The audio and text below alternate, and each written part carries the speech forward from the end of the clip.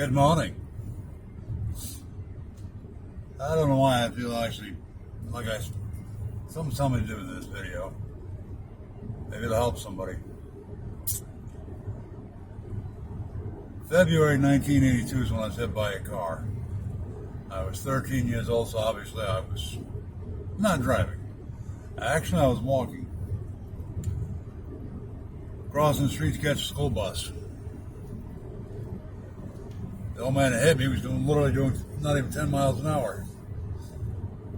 Why? Because we just had a snowstorm the night before. And I don't remember where he was trying to work, because he worked at the old state hospital as a barber. And I saw the school bus, and I went trying to cross the street. Him and I collided, and my head hit a fire hydrant. Fire hydrant's still there.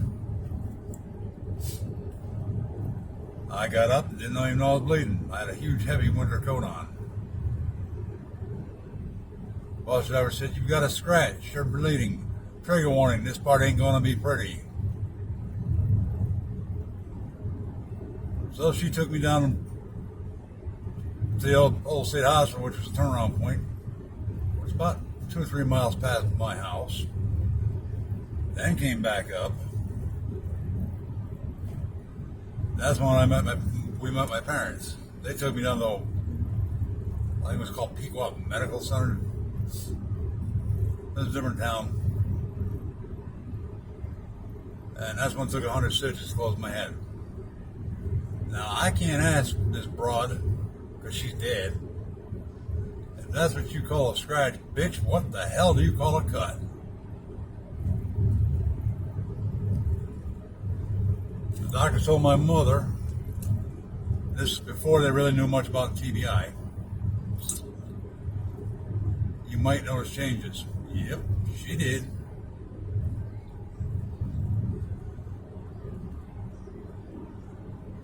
I got diagnosed with TBI in 1996.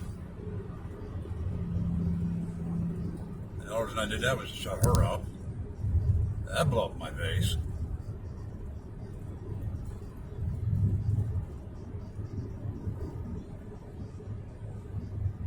I don't know why I wanted to share that. I mean, I don't want to hear one of the comments, "Oh, that's horrible," or anything like that. It doesn't bother me. They, for years, had me on all kinds of Zoloft and all that crap. Neurontin. I don't remember what else. When my mom died 21 years ago next month, I walked off all them pills. I take St. John's wort. Less side effects and has the same effect. I'm back on Neurontin now, but not because of my TBIs. Because when I did the radiation, it screwed something up my back, so I get pains in my legs now. If I stand too long, it starts with a cold burning, then just, I don't know what you call it, just turns into pain.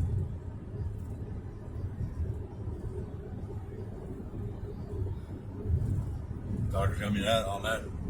He knows I don't like painkillers, so he put me on Tramadol, which last time I saw him, I said, "Anytime you want to do a pill count, let me know."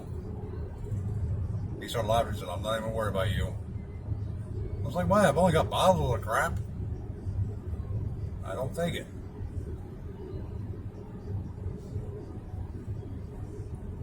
If you know somebody's got TBI, oh, they're going to have mood changes, memory problems. There's a whole list. Right after I first got found out I had it, I did some research on this. Oh, hell, I'm hiding in Connecticut. Sadly, I was born and raised in that fucked up state. Too many women watch this, I can't say what I really want to say about it.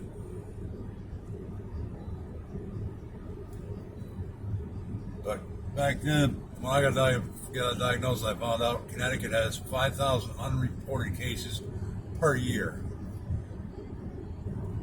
Never did understand that one. Probably never going to either.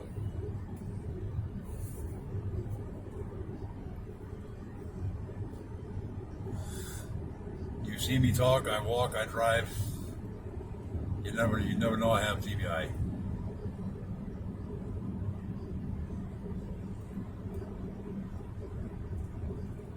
Now, the one thing my wife did prove wrong, which we joke about now, is they put down, patient is incapable of love. Okay. That's why her and I have been together for 25 years. She's the love of my life. They got that one wrong.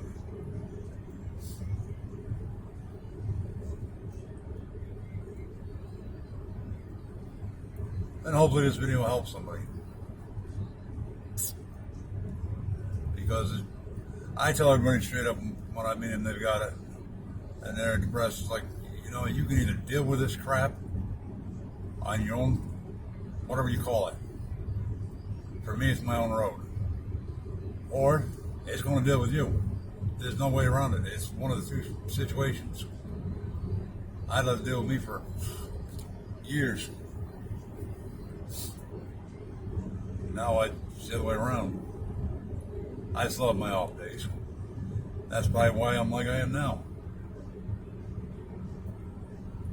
I don't play games with people. I don't have the time to put up BS. Maybe it's because of the TBI. I don't know. Maybe it's the way I was raised.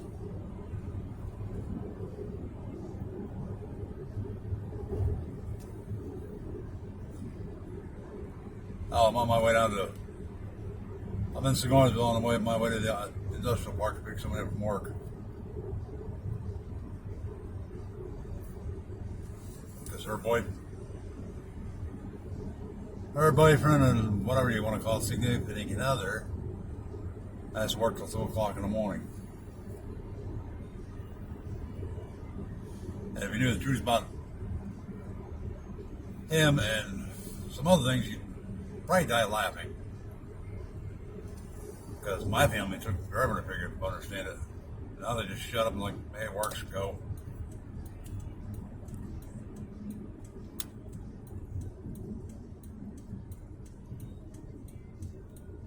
Everybody wants some car parts? That's where I'm going. Cooper Standard Automotive. I'd have had to come down here in a million years.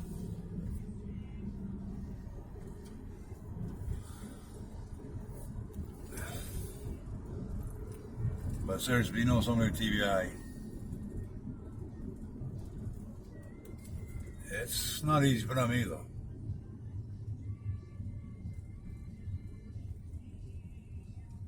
It really ain't. My biggest problem is we've got the anger pretty much controlled. I just don't remember anything. That's why I listen to the 80s. It's not that I was drugged out. That was never a problem. Never did drugs. Well, I did acid back in the day, but very short time. Felt myself getting addicted. I said, nope, done with that. But memory loss is part of TBI.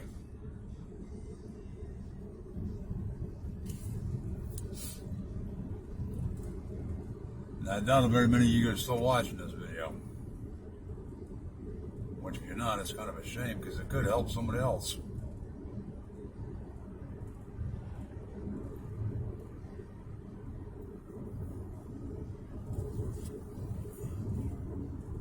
Just because somebody's got TBI doesn't mean they're not capable of doing everything else. Some patients that have it, well, I met one the other day. She's 70 years old. She was hit by a car when she was, I think the girl compared nurse at 20 or 22. Friendly woman, I'll say that. But she's been in a wheelchair since she was in her 20s.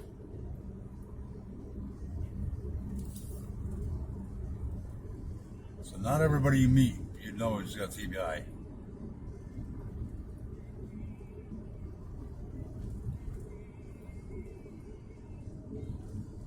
Like I told you all before, I only share things that I don't really care if anybody knows.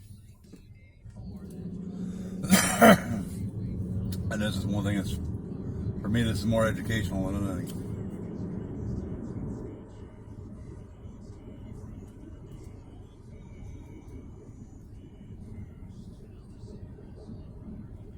On a joking note, I don't really have time. Down the end of this, I don't know what the hell they were planning building, but it looks like a landing setup for a spaceship. I am not even kidding. Look at time. I think Times News had it on there a couple months ago. Cooper Stand is right here on the left. I hope the gate's open.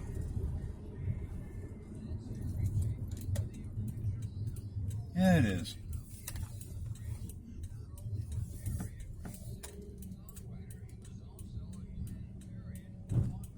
They make all kinds of brake parts and gas lines and all that crap.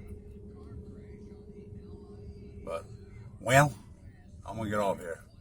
I'll catch you on the flip flop. Bye.